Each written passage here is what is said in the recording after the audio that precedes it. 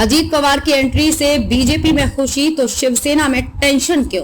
CM Shinde ने कही ये बड़ी बात। एनसीपी के नेता अजीत पवार के महाराष्ट्र की गठबंधन सरकार में शामिल होने के बाद राज्य के मुख्यमंत्री एकनाथ शिंदे ने बुधवार को शिवसेना के जनप्रतिनिधियों की चिंताओं को दूर करने की कोशिश की और कहा कि परेशान होने की कोई बात नहीं है। शिवसेना के नेताओं ने ये जानकारी दी।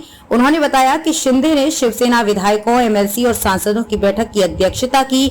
उन्होंने बताया कि शिंदे को 2 जुलाई को अजीत पवार की सरकार में शामिल होने और 8 अन्य एनसीपी नेताओं के साथ उप मुख्यमंत्री पद की शपथ लेने के घटनाक्रम की उन्हें जानकारी थी।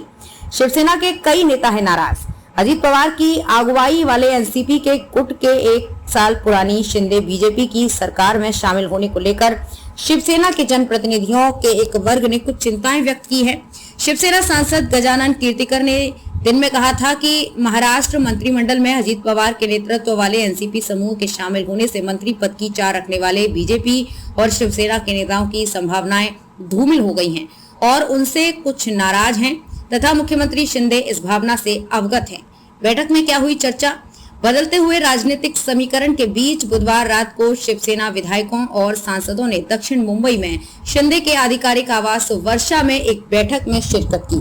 पार्टी के एक सांसद ने कहा कि बैठक में कई मुद्दों पर चर्चा हुई, जैसे संसद के साथ साथ राज्य विधानमंडल का मानसून सत्र और पार्टी के संगठन को मजबूत करना।